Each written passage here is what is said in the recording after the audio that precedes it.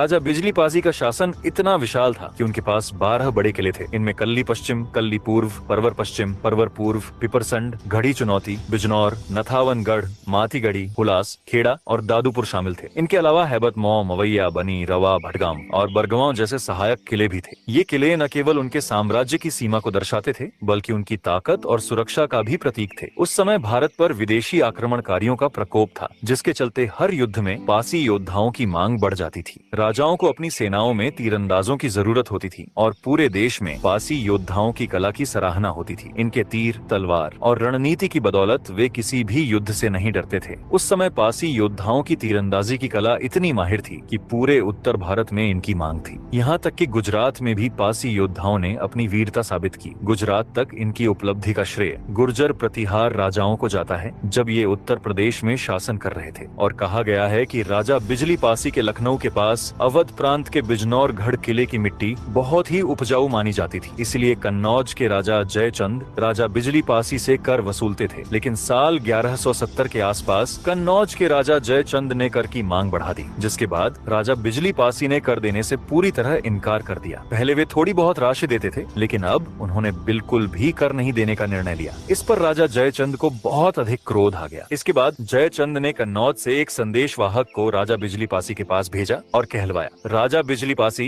कन्नौज के राजा जयचंद को कर अदा करो, नहीं तो युद्ध के लिए तैयार हो जाओ। इस पर राजा बिजली पासी ने उत्तर दिया, जाओ अपने राजा से कह दो कि बिजली पासी अब एक कूटी कौड़ी भी नहीं देंगे। अगर युद्ध करना चाहते हो तो युद्ध भूमि में आ जाएं और एक बार टकरा कर देख लें। हम पासी चूड़ी पहनकर नहीं बैठे जो उनकी धमकी से डर जाएंगे। जब ये खबर कन्नौज के राजा जयचंद तक पहुंची तो उनका क्रोध आसमान पर चढ़ गया। उनके राज्य में लोग उनका मजाक बनाने लगे, जिससे वे और अधिक क्रोधित हो गए। लेकिन उनकी लड़ाई उस समय सिर्फ बिजली पासी से नहीं थी, बल्कि उनके सबसे घनिष्ठ मित्र राजा सातन देव पासी से भी थी, क्योंकि वे भी राजा जयचंद को कर नहीं दे रहे थे, जिसका संपूर्ण इतिहास मैंने पिछले वीडियो में बताया है, तो आप उसे एक बार जरूर देखें। अब राजा जयचंद ने सोचा कि बिजली पासी पर हमला कर दिया जाए। इसके बाद राजा जयचंद ने हमला कर दिया, लेकिन पराक्रमी राजा बिजली पासी की सेनाओं ने राजा जयचंद की सेना को परास्त कर खदेड़ दिया। इतिहासकारों के अनुसार राजा जयचंद ने करीब 12 वर्षों तक बिजली पासी से छोटे मोटे युद्ध किए, लेकिन हर बार उसे पराजय ही मिली। और अब तक